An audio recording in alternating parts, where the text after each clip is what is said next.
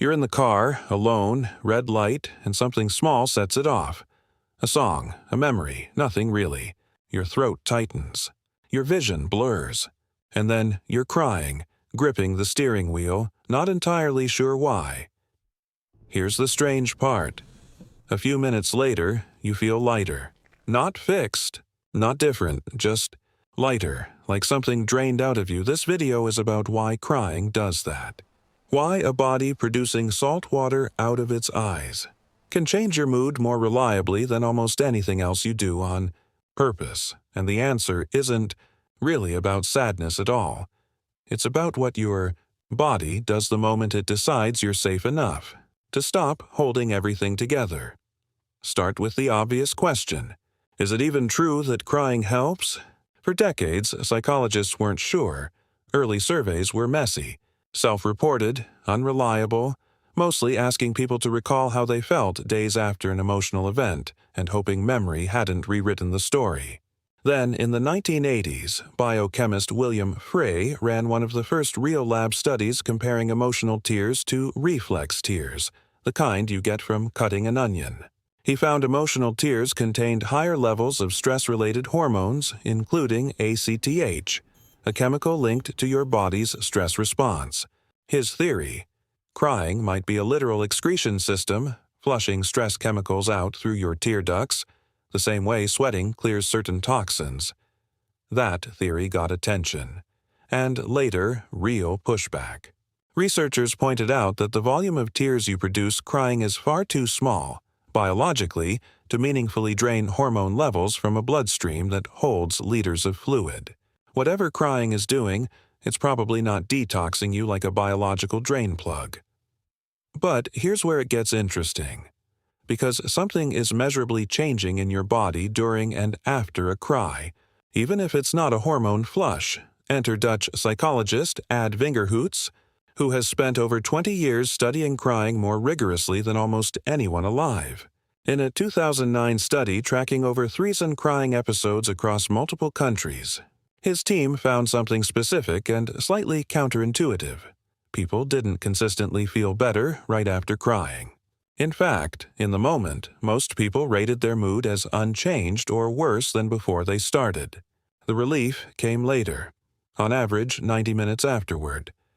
That delay is the whole story hiding in plain sight. Crying itself isn't the relief. It's the beginning of a slower physiological reset that takes time to finish running. Here's what's actually happening underneath. Crying is almost always preceded by a spike in your sympathetic nervous system, the fight-or-flight branch. Heart rate climbs. Breathing gets shallow and irregular. Your body treats the emotional trigger, whatever it is, like a threat worth mobilizing for. Then, as the crying episode runs its course, your parasympathetic nervous system, the rest and digest branch, takes over. Breathing slows. Heart rate drops below where it started, sometimes noticeably lower than your resting baseline. You're not just calming down.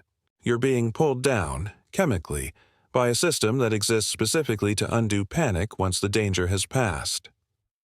One study out of the University of South Florida, led by psychologist Jonathan Rottenberg, tracked participants' physiological responses while watching emotionally difficult films in a lab setting. Criers showed a distinct autonomic pattern afterward, a drop in heart rate and skin conductance beyond what non-criers in the same room. Watching the same film showed, even when both groups reported similar levels of sadness while watching, the tears weren't decoration on top of the emotion. They were attached to a real, measurable shift in the nervous system that non-criers simply didn't get. There's also a chemical piece running alongside the nervous system shift.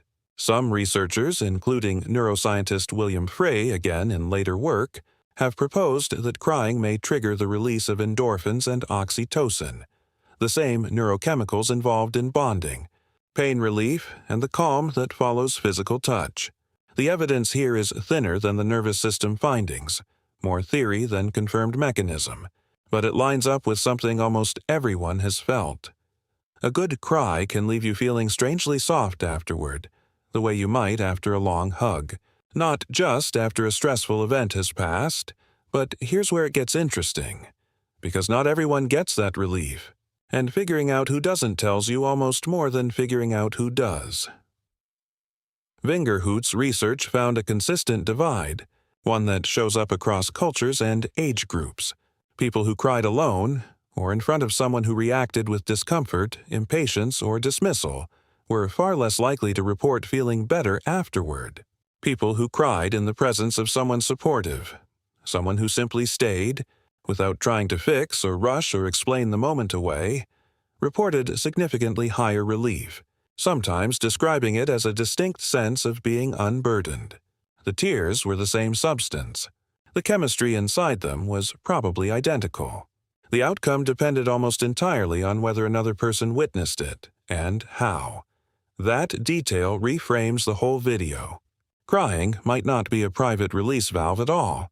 It might be a signal, built by evolution to be seen by someone else, not just experienced alone. Researchers who study crying as a social behavior, including psychologist Randolph Cornelius, one of the earlier voices connecting tears to social signaling in humans specifically, argue that visible, streaming tears are uniquely human among primates. Other species show distress calls, whimpering, vocal signals of pain or fear, but not tear-streaked crying as a distinct, visible, sustained signal readable from a distance. Tears are hard to fake convincingly and hard to hide once they start, which is exactly what would make them useful evolutionarily. A costly, honest signal to the people around you that says, "I need something right now, and I'm not performing this for effect." That theory would explain the 90-minute delay almost perfectly. The relief doesn't come from the tears leaving your body. It comes from what happens after. Whether the crying successfully did its job of pulling someone closer, or calming the threat your nervous system thought it was still facing.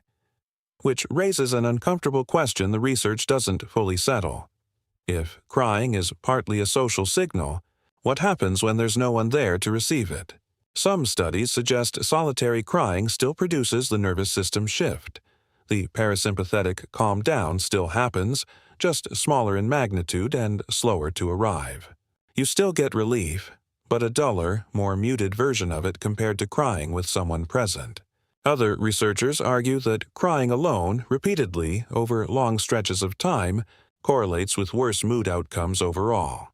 Not because the tears themselves are harmful in any way, but because a signal that's never received, over and over, may stop functioning the way it evolved to function in the first place. The body keeps sending the flare. Nobody keeps showing up to it. There's an age-old pattern buried in this, too. Infants cry constantly, and almost always in front of someone, because crying alone as a baby accomplishes nothing. No one comes, nothing changes. As people grow older, crying alone becomes far more common, often happening specifically because the person doesn't want to be witnessed. That shift, from tears as a broadcast to tears as something hidden, might be one reason adult crying feels murkier to study and murkier to feel resolution from than it did when we were small and someone always came. Nobody has this fully mapped, to be clear. Crying research is oddly underfunded for something every human on the planet does, and much of what we know comes from small samples, self-report questionnaires, and studies that can't easily be run in a controlled lab.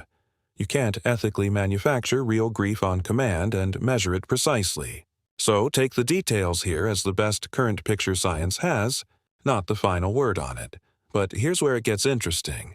One more time, because there's a physical piece too, separate entirely from the social signaling theory.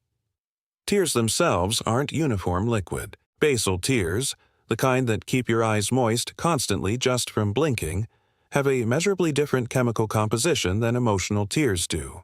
Biochemist Frey's early work, the same flawed but foundational study from earlier in this video, did correctly identify that emotional tears contain higher protein concentrations than either basal or reflex tears. Some researchers now think that thicker composition isn't about draining anything out of the body at all. It might just be a byproduct of the same stress response that's already flooding your system with cortisol and adrenaline in that moment. The tears are downstream evidence of the internal storm, not the cure for it, so the crying itself might do very little, chemically, on its own.